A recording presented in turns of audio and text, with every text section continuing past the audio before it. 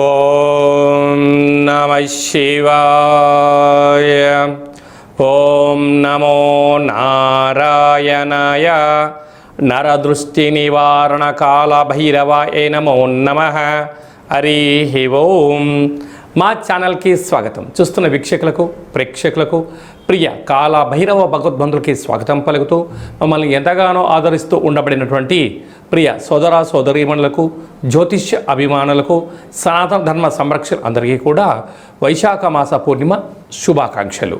విశేషమైనటువంటి ఈ వైశాఖ మాసంలో పూర్ణిమ గగనంలో ఆకాశంలో ఎంత వెలుగు ప్రసాదిస్తుందో, అలాగనే శ్రీ లక్ష్మీ సమేత నవనారసింహ స్వామికి ఆశీస్సులు అందరిపైన ఉండాలని, అందరినీ చల్లగా చూడాలని కోరుకుంటూ మనసారా ఆశీర్వచనం. ద్వాదశ రాశుల్లో గ్రహ గమనాలు వీక్షింపచేద్దాం. 1/5/2026 నుండి 15/5/2026 వరకు ద్వాదశ రాశిలో గ్రహ గమనాలు వీక్షింపచేద్దాం. మేషరాశిలో ఏడాది తర్వాత రవి భగవానుడు సంచార స్థితి, అక్కడే బుధ సంచార స్థితి, బుధాదిత్య రాజయోగము మరియు శుక్రుడు స్వక్షత్రకారకుడు వృషభ రాశిలో, మిథున రాశిలో దేవగురు బృహస్పతి సంచార స్థితి, సింహరాశిలో కేతు సంచార స్థితి, కుంభరాశిలో రాహు సంచార స్థితి, మీనరాశిలో కుజుడు మరియు శని భగవానుడు సంచార స్థితితో ద్వాదశ రాశుల్లో గ్రహ గమనాలు ఈ విధంగా ఉన్నాయి. కన్యరాశి వారు తస్మాత్ జాగ్రత్త. సప్తమ స్థానంలో కుజశనుల కలయిక, అష్టమంలో బుధాదిత్య రాజయోగం, రెండూ చాలా అనుకూలంగా లేని కనుక తస్మాత్ జాగ్రత్త. కన్యరాశిలో ఏ నక్షత్రాలు వస్తాయనగా ఉత్తరా నక్షత్రంలోని 2, 3, 4 పాదాలు, హస్తా నక్షత్రంలోని 4 పాదాలు, చిత్తా నక్షత్రంలో 1, 2 పాదాలు కలిపితే కన్యరాశి. రాశాధిపతి బుధ భగవానుడు. వీరికి 6వ స్థానంలో రాహు, సప్తమ స్థానంలో వివాహ స్థానంలో కలత్రస్థానంలో ఏడాది తర్వాత రుణరోగ శత్రుకారకుడు కుజుడు, ఆయుకారకుడు శని భగవానుడు కలయిక వలన ప్రేమికులు తస్మాత్ జాగ్రత్త. భార్యాభర్తలు అన్యోన్యత చాలా అవసరం. ఈ ఇద్దరి మధ్యన పార్ట్నర్షిప్ వ్యవహార కార్యక్రమం మధ్య నమ్మకమే జీవితం. నమ్మకం లేని చోట విరోధం పెరిగి ఆవేశాలు పెరిగి అనర్థానికి గురయ్యే పరిస్థితి ఉంటుంది. ఏడాది తర్వాత అష్టమంలో ఆయుస్థానంలో రవి భగవానుడు సంచారం చేయడం జరుగుతూ ఉంటుంది. ప్రమాదాలు పొంచి ఉన్నాయి, తస్మాత్ జాగ్రత్త. అదే అక్కడే బుధుడితో కలిపి ఉన్నాడు. ప్రభుత్వ అధికారులతో చాలా అప్రమత్తత అవసరం. లేకపోతే ట్రాఫిక్ చలానాలు, పోలీస్ స్టేషన్లు, కోర్టు సమస్యలతో సతమతమవుతూ ప్రయాణాలలో ఇబ్బందులు, వాహన గండాలు పొంచి ఉన్నాయి, తస్మాత్ జాగ్రత్త.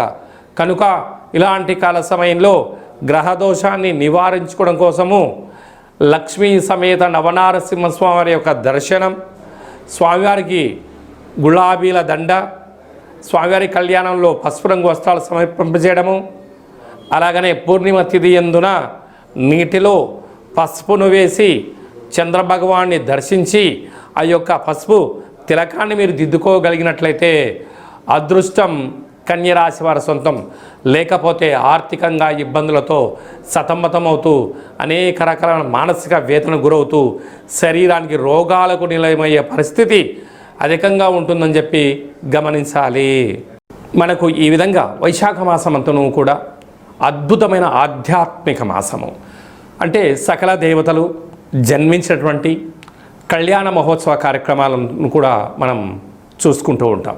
కనుక ఈ వైశాఖ మాసంలో పూర్ణిమకు తిథి రోజు ఒక్కరోజు ముందర మనకు లక్ష్మీ నవనారసింహ స్వామి యొక్క జయంతి మహోత్సవ కార్యక్రమాలు కూడా జరుగుతున్నాయి. కనుక మనమందరము కూడా స్వామివారి కళ్యాణంలో పాల్గొన్న తదనంతరము ఈ పూర్ణిమ తిథి యందున తప్పకుండా రాత్రిపూట ఒక వెడల్పాటి పాత్రలో నీటిలో విభూదిని వేస్తే తెల్లగా కనపడుతుంది.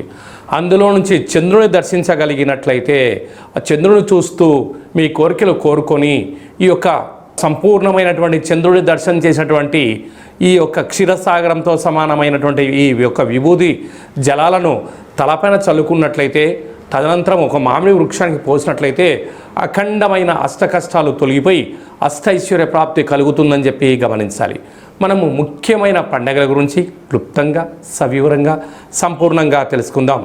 1వ తారీఖు మే నెల 2026 సంవత్సరము వైశాఖ మాస పూర్ణిమ, స్వాతి నక్షత్రంతో కూడుకున్న పూర్ణిమ సందర్భంగా సంపూర్ణమైనటువంటి లక్ష్మీదేవి కటాక్షం కోసం చేసేటువంటి పూజా కార్యక్రమం. ఏ పూజ చేసినా, ఎందుకనగా లక్ష్మీదేవి క్షీరసాగర మదనంలో మనకు ఉద్భవించిందని మనకు వేదాలు చెప్తున్నాయి. కనుక ఆ రోజు ఉప్పును పూజ చేసి ఆ ఉప్పును ప్రవహించే నీటిలో వేసిన, లేకుంటే ఇంట్లో నైరుతి మూలలో ఉంచినట్టయితే లక్ష్మీదేవి కటాక్షం అపారంగా కలుగుతుందని చెప్పి కూడా గమనించాలి. 10వ తారీఖున వైశాఖ మాస బహుళాష్టమి, కాళాష్టమి. కనుక కాళాష్టమి సందర్భంగా గృహంలో కాళభైరవ స్వామి స్మరణ, ధ్యానము, దీపం వలన సకల అష్ట కష్టాలు కూడా తొలగిపోతాయి. 12వ తారీఖున హనుమాన్ జయంతి. కనుక మనకు రామతత్వానికి, భక్తి తత్వానికి హనుమంతుడు స్వామివారే. కనుక ఆ రోజు హనుమంతుల స్వామివారికి తమలపాకుల పైన శ్రీరామ శ్రీరామ అని రాసి 100 ఆకుల పైన సింధూరంతో రాసి ఆయనకు మాలను సమర్పించినట్టయితే సకల భూత ప్రేత పిచాచ సకల శనిగ్రహ దోషాలు సంపూర్ణంగా తొలగిపోతాయని చెప్పి గమనించాలి. అలాగనే మీ వ్యక్తిగత జాతకం తెలుసుకోవాలనుకుంటున్నారా? మీ యొక్క పేరు, పుట్టినటువంటి తేదీ, నెల, సంవత్సరం, పుట్టిన సమయం రాసి వాట్సాప్ ద్వారా పంపించగలరు. అలాగనే డేట్ ఆఫ్ బర్త్లో లేనటువంటి వారు మీ యొక్క పేరు, మీ యొక్క ఫోటోను వాట్సాప్ ద్వారా పంపించగలిగినట్లయితే గవ్వళ ద్వారా, రమణ శాస్త్రం ద్వారా, కాళభైరవ ఉపాసన చేత భూత భవిష్యత్ వర్తమానాన్ని తెలియజేయడం జరుగుతుంది. మీ డేట్ ఆఫ్ బర్త్లు పంపించినట్లయితే 100 సంవత్సరాల జాతకం రాసి పంపించి మీరు పుట్టినప్పుడు గ్రహ గమనాలు ఎలా ఉన్నాయి, ప్రస్తుతం ఎలా ఉంటున్నాయి, భవిష్యత్తులో ఎలా ఉండబోతున్నాయో సవివరంగా సంపూర్ణంగా తెలియజేయడం జరుగుతుందని చెప్పి గమనించాలి. అపాయింట్మెంట్ తీసుకొని సంప్రదించగలరు. అందరికీ శుభాన్ని, జయాన్ని, ఐశ్వర్యాన్ని, ఆనందాన్ని ప్రసాదించాలని మనసారా ఆశీర్వచనం. శతమానం భవతి శతాయు పురుష సతేంద్రియ ఆయుష్యేవేంద్రియే ప్రతిష్టతి. ధనం ధాన్యం బహుపుత్రలాభం శత సంవత్సరం దీర్ఘమాయు.